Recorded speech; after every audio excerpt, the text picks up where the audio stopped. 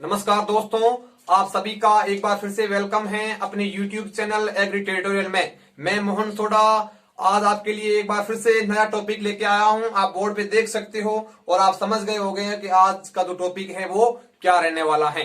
Okay, आज मैं एक ऐसे टॉपिक के बारे में डिस्कस करने जा रहा हूं जो हर एक, चाहे एग्रीकल्चर का चाहे अदर कॉम्पिटेटिव एग्जाम का, अगर आप जो है एग्जाम दे रहे हो तो उसके लिए बहुत ही बेनिफिट होने वाला है। जो आज का जो टॉपिक रहेगा वो है ना। तो अगर मैं बात करूं कि किसी भी कॉम्पिटेटिव एग्जाम की, तो समथिंग एक क्वेश्चन इससे पूछा जाता है। और आप लोग जानते हो एक क्वेश्चन बहुत ज्यादा मान्यता रखता है। मतलब अब मान लो आपके लिए ये एक प्लस पॉइंट है ना, प्लस पॉइंट है। बहुत सारे लोग इन चीजों की वजह से एग्जाम में सेलेक्ट होने से बच जाते हैं। अगर आप लोग जो है अगर किसी से पूछते हो कि आपने ये चीजें कैसे कवर की, तो उन्होंने बताया होगा कि हम जैसे ही मतलब जो चीजें हमारे को याद होती थी वो हम नोट्सों में चिपका कर अपने कमरे में या अपने रूम, जो भी अपन कह दो, जहां पे वो स्टडी करते थे वहां पे चिपका देते थे, ताकि ये चीजें अपने आंखों के सामने हर रोज रहे, है ना। इसी का एक ही कारण है। तो इसीलिए इसको थोड़ा सा धैर्य लगाकर आराम से पढ़ना, है ना। अगर आपने इसको पहले पढ़ रखा है तो अच्छी बात है, अगर नहीं पढ़ रखा है तो आज पढ़ लो। आज इस हिसाब से पढ़ाएंगे कि आराम से आज पढ़ लिया तो उसके बाद फटाक से दिमाग में ये चीजें, जैसे कि मेमोरी में गाने कैसे सेव हो जाते हैं उसी प्रकार ये भी सेव हो जाएंगे एकदम, फिर कभी डिलीट नहीं होंगे, है ना। जब तक तुम नहीं चाहोगे तब तक डिलीट होने की संभावना ही नहीं है। ओके, अगर मैं बात करूं इसकी, है ना, अगर मैं बात करूं अपना जो नेक्स्ट टॉपिक जो रहेगा, लगातार अपन सोइल के ऊपर चर्चा कर रहे हैं, लेकिन थोड़ा सा हटके जनरल एग्रीकल्चर का टॉपिक ले रहे हैं। वो कौन सा है आपके, जो अपने क्रांतियां जो है कृषि के क्षेत्र में, प्रमुख जो क्रांतियां हैं वो आज अपन डिस्कस करेंगे। ओके, तो मैं बात कर रहा हूं, ये इसको अपन कर लेते हैं रफ, है ना।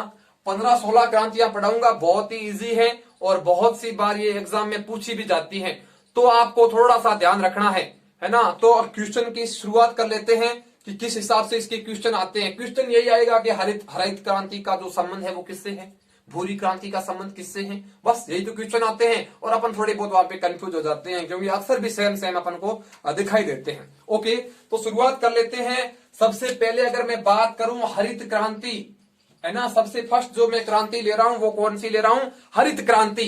अब देखो, हरित क्रांति से कुछ फैक्ट है जो आपको याद रखने हैं। जब मैं आपको हरित क्रांति पढ़ाऊंगा तब इसकी पूरी डिटेल बता दूंगा, पर अब आज आपको क्रांतियों में सिर्फ इतना ही याद करना है। तो इसकी शुरुआत है वो कब हुई थी, 1966-67 में, है ना। पहला पॉइंट क्लियर, ओके, है ना। कुछ एक किताबें बताती है 67-68, ये भी सही है, ठीक है। अब देखो, उसके बाद अगर मैं बात करूं हरित क्रांति की, है ना, हरित क्रांति जो है अगर उसकी मैं बात करूं, है ना, हरित क्रांति का मुख्य संबंध जो है वो था खाद्यान्न उत्पादन से।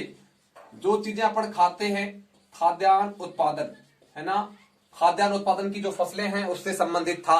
जैसे कि क्या हो गया, गेहूं हो गया, बाजरा हो गया, गन्ना हो गया, जवार हो गया, चावल हो गया।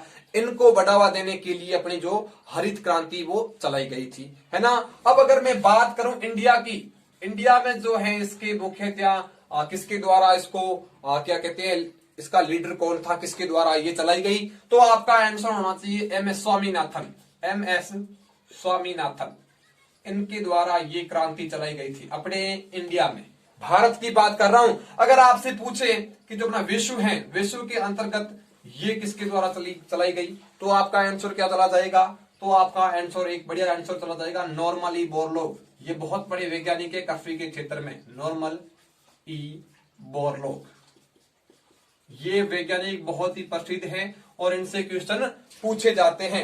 अगर आपसे पूछे कि विश्व के अंतर्गत क्या था, खाद्यान्न को बढ़ावा देना, खाद्यान्न उत्पादन को बढ़ावा देना, और अपने इंडिया में क्या था, खाद्यान्न उत्पादन को बढ़ावा देना। लेकिन दो ऐसी कौन सी क्रॉप्स थी जिनको ज्यादा बढ़ावा दिया गया, तो आपका आंसर क्या चला जाएगा, गेहूं और चावल, व्हीट एंड राइस जो है वो अपने मुख्य का थे। यानी कि MS स्वामीनाथन ने हरित क्रांति के दौरान ये चीज बताई कि अपन को सबसे ज्यादा जो प्रोडक्शन करना है वो करना है राइस का और अपने व्हीट का, यानी कि गेहूं का। तो सबसे पहला आपको पॉइंट समझ में आ गया, हरित क्रांति का संबंध किससे है, कौन सी अपने किससे है, तो आपका आंसर क्या चला गया, खाद्यान्न उत्पादन। उसके बाद सफेद क्रांति, सफेद जो क्रांति है वो है दुग्ध उत्पादन, यानी कि दूध के उत्पादन से संबंधित कौन सी क्रांति है, तो आपका आंसर चला जाएगा सफेद क्रांति। और जो सफेद क्रांति है वो चलाई गई थी वर्गीस कुरियन के द्वारा, वर्गीस कुरियन। ये इंपॉर्टेंट व्यक्ति है, इनका संबंध पूछा जाता है, कभी क्वेश्चन ये पूछ लेंगे कि वर्गीस कुरियन का संबंध कौन सी क्रांति से है, तो फटाक से आपको आंसर देना होगा श्वेत क्रांति, है ना। ओके, उसके बाद अगर मैं बात करूं सुनहरी क्रांति, सुनहरी क्रांति। अब देखो सुनहरे तो कौन होते हैं, एक तो सुनहरे गीत होते हैं और एक होते हैं फल। कौन होते हैं, फल। अगर फलों के उत्पादन से संबंधित कुछ पूछ रहा है, फलों के उत्पादन में, तो अब वो अपनी क्रांति हो जाएगी सुनहरी क्रांति। और ये जो अपनी चलाई गई थी वो चलाई गई थी केएल चड्ढा के द्वारा, केएल चड्ढा के द्वारा, है ना। उसके बाद अगर मैं बात करूं इंद्रधनुष क्रांति, है ना, इंद्रधनुष क्रांति, ये कृषि के क्षेत्र में, कृषि क्षेत्र के संबंध में, है ना, कृषि क्षेत्र के संबंध में। अब देखो ये लाइन ही समझ में नहीं आती, कृषि क्षेत्र के संबंध में क्या चीज है। अब देखो क्या हुआ था, जो इंद्रधनुष जो क्रांति थी, ये इसमें क्या किया गया, 2-3-4 क्रांतियों को एक साथ लिया गया और उनका टारगेट एक था कि इन सभी क्रांतियों को एक साथ बढ़ावा दिया जाए। जैसे कि मैं बात करूं पीली क्रांति हो गई, उसके बाद अगर मैं बात करूं नीली क्रांति हो गई, उसके बाद अगर मैं बात करूं हरित क्रांति हो गई। इन तीनों चारों क्रांतियों को लेकर एक टारगेट रखा गया, जिसमें अपने जो इन तीनों चारों चीजों का एक साथ प्रोडक्शन बढ़ा दिया जाए। तो उसके हिसाब से कृषि के क्षेत्र के संबंध में, कृषि के क्षेत्र में संबंध इसलिए कह रहे हैं, पीली नीली हरित क्रांतियां जो हैं वो सभी की सभी कृषि के क्षेत्र के संबंध में हैं, इसीलिए अपन कह रहे हैं इसको कृषि के क्षेत्र के संबंध में। अगर आपसे पूछे इससे प्रमुख व्यक्ति कौन संबंध रखता है, तो आपका आंसर चला जाएगा नीतीश कुमार। कौन है भैया, कौन सा है, नीतीश कुमार। अगर आपसे पूछे पीली क्रांति, बहुत ही प्यारा सा क्वेश्चन, पीली क्रांति जिसने पढ़ रखा है वो भी ध्यान दे लो, पीली क्रांति, तो ये हो जाएगा तिलहन उत्पादन, तिलहन, तिलहन के उत्पादन में, मतलब तिलहनी फसलों के उत्पादन में बढ़ावा देने के लिए कौन सी क्रांति चलाई गई, पीली क्रांति। देखो एक क्रांति आती है 1857 की क्रांति, वो क्रांति और इन क्रांतियों में रात दिन का फर्क है। वो क्रांति अपने सैनिकों ने अपना स्वाभिमान बचाने के लिए अंग्रेजों के खिलाफ लड़ी थी, लेकिन ये जो क्रांतियां हैं ये अपने देश में अपने कह सकते हैं खाद्यान्न उत्पादन को बढ़ावा देने के लिए, फलों को बढ़ावा देने के लिए, सब्जियों को बढ़ावा देने के लिए, जो अपने लिए आवश्यक वस्तुएं हैं उनको बढ़ावा देने के लिए ये चीजें की गई थी, इसलिए अपन बोल रहे हैं। लेकिन उस क्रांति में और इन क्रांति में रात दिन का फर्क है। उसके बाद अगर मैं बात करूं भूरी क्रांति, अब जो भूरी क्रांति है इसका संबंध किससे है, तो भूरी जो क्रांति है इसका संबंध है आपके, अपन कह सकते हैं खाद्यान्न प्रसंस्करण, खाद्यान्न प्रसंस्करण। मतलब क्या हो गया, यानी कि जो खाद्यान्न की चीजें हैं उसके प्रसंस्करण के लिए एक क्रांति चलाई गई। मतलब हो रहा है, चावल हो रहा है, गेहूं हो रहा है, बाजरा हो रहा है, उसका प्रसंस्करण करने के लिए एक क्रांति चलाई गई। प्रसंस्करण का मतलब जानते हो, हॉर्टिकल्चर के अंतर्गत पढ़े हो, पोस्ट हार्वेस्ट टैंकरी के अंतर्गत, तो वो है उसके अंतर्गत, मतलब जो खाद्यान्न की जो फसलें हैं उसके प्रसंस्करण के लिए एक क्रांति चलाई गई, वो थी आपकी भूरी क्रांति। समझ में आ गई, यहाँ पे खाद्यान्न है और यहाँ पे भी खाद्यान्न है। और बच्चों को पूछेंगे भूरी क्रांति और ऑप्शन में एक डालेंगे खाद्यान्न प्रसंस्करण और एक डालेंगे खाद्यान्न उत्पादन, और बच्चे आंख बंद करे फटाक से खाद्यान्न उत्पादन करके आ जाएंगे और फटाक से वहां पे गलत हो जाएगा, इसलिए मैं बता रहा हूं।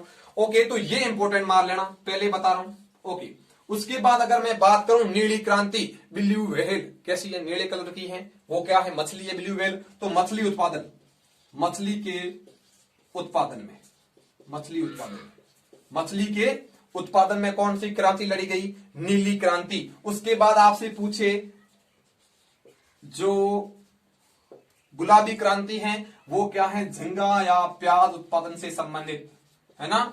झींगा, झींगा देखा है क्या, झींगा देख लेना, मैंने पढ़ा रखा है झींगा, झींगा उत्पादन। उसके बाद अगर मैं बात करूं रजत क्रांति, है ना, रजत क्रांति।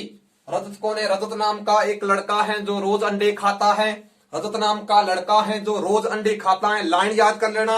तो रजत क्रांति का जो संबंध है वो है अंडा उत्पादन से, है ना।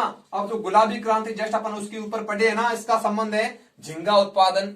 या फिर प्याज उत्पादन से, है ना, दोनों में कोई भी आ सकता है। उसके बाद अगर मैं बात करूं कृष्ण क्रांति, कृष्ण भगवान, अब आ गए कृष्ण भगवान। कृष्ण क्या काम करते हैं, अपने पेट्रोल जो है उसका उत्पादन करते हैं। बायोडीजल का उत्पादन करने के लिए एक क्रांति लड़ी गई, वो किसने लड़ी, कृष्ण भगवान ने। बस ट्रिक के हिसाब से याद करो, बायोडीजल उत्पादन या फिर पेट्रोलियम कर लेना कोष्टक में, पेट्रोलियम एक ही चीज है, पेट्रोलियम उत्पादन, है ना। उसके बाद अगर मैं कहूं गोल क्रांति, गोल गोल आलू और राउंड गोली है, कौन है, आलू गोल है। देखो आलू के उत्पादन में मतलब आलू का प्रोडक्शन बढ़ाने के लिए एक क्रांति लड़ी गई जिसका नाम क्या था, गोल क्रांति। उसके बाद अगर मैं परभीनी क्रांति की बात करूं, परभीनी एक वैरायटी है, किसकी है, ओकरा की है, यानी कि भिंडी की है, लेडी फिंगर की है, तीनों ही नाम एक ही है। तो परभीनी जो क्रांति थी वो किसके लिए लड़ी गई थी, भिंडी उत्पादन से संबंधित, है ना, भिंडी उत्पादन से संबंधित। अगर आपसे पूछे धूसर क्रांति, धूसर बिल्कुल धुआं सा काला, तुम लोग उर्वरकों को जला दो बहुत ज्यादा धुआं निकलेगा, तो उर्वरकों के उत्पादन में, उर्वरक उत्पादन, है ना, मतलब फर्टिलाइजर के प्रोडक्शन में जो एक क्रांति लड़ी गई वो कौन सी थी, धूसर क्रांति। उसके बाद बादामी क्रांति किससे संबंधित है, मसालों के उत्पादन से। प्यारे साथियों, मसालों के उत्पादन से संबंधित कौन है, आपके बादामी क्रांति। ये 15 क्रांतियां हैं, यहां से लेके यहां तक गिन लो, 15 क्रांतियां हैं, और यही पूछी जाती है एग्जाम में। क्यों, क्योंकि ये एग्जाम की दृष्टि से महत्वपूर्ण है, बच्चा यहां पे कंफ्यूज होता है ना। अब देखो जो इजी है वो तो पूछी जाएगी नहीं, इसमें एक हरित क्रांति पूछ सकती है क्योंकि इसका इंपॉर्टेंट ज्यादा है। उसके बाद इंद्रधनुष क्रांति और सुनहरी क्रांति, लोगों को समझ में नहीं आता, सुनहरे दो हैं, एक तो गीत है, एक फल है, फलों के उत्पादन से संबंधित। उसके बाद आपसे पूछे कि भूरी क्रांति, ये बहुत इंपॉर्टेंट है, भूरे कलर से अपना माइंड सेट नहीं होता, तो वहां पे खाद्यान्न प्रसंस्करण आएगा। उसके बाद नीली क्रांति, ब्लू व्हेल के नाम से याद कर लेना, मछली उत्पादन में। रजत क्रांति, रजत नाम का लड़का है जो अंडे खाता है। उसके बाद कृष्ण भगवान आएंगे, बायोडीजल का उत्पादन करेंगे। उसके बाद अगर धूसर क्रांति, जो उर्वरक होते हैं उसको जला दो, धुआं हो जाएगा। बादामी क्रांति, जो बादाम होता है उसका उपयोग अपन मसालों में करते हैं, है ना। ओके, इस हिसाब से आपको याद करने। सफेद क्रांति तो आता ही होगा आपको। अब देखो, अगर आप किसी भी एग्जाम की तैयारी कर रहे हो तो आपको मेरी ओर से फ्री क्लासेस मिलेगी यूट्यूब के ऊपर। मेरी गारंटी है कि आपको जो मैटर दिया जाएगा उससे क्वेश्चन बाहर नहीं आएगा। क्यों, क्योंकि यहाँ पे वही चीजें बताई जाएगी जो एग्जाम की दृष्टि से महत्वपूर्ण है। पुराने पिछले पेपर उठा के देख लो क्या क्वेश्चन बाहर जा रहा है, तब कमेंट करके बता देना कि ये चीज हमारे समझ में नहीं है। ओके, उधर मैं हॉर्टिकल्चर का लगातार प्रयास कर रहा हूं, हॉर्टिकल्चर भी अपनी साथ में चलेगी, और उधर एग्रोनॉमी के संबंधित जो भी जनरल टॉपिक हैं एग्रीकल्चर के वो अपन देख रहे हैं। ओके, अगर आप इस चैनल पर नए हो ना तो चैनल को सब्सक्राइब कर दो, बस आपको और कुछ नहीं करना है। इससे क्या होगा, इससे कुछ भी नहीं होगा। क्या मेरे को पैसे मिलेंगे, नहीं मिलेंगे, तो क्या हो जाएगा, बस मैं कोई क्लास ले रहा हूं उसका नोटिफिकेशन आपके पास पहुंच जाएगा, ताकि आपको इससे बेनिफिट हो सके। ओके, ठीक है, अलविदा दोस्तों, मिलता हूं ऐसे ही नेक्स्ट वीडियो में, तब तक के लिए थैंक यू वेरी मच।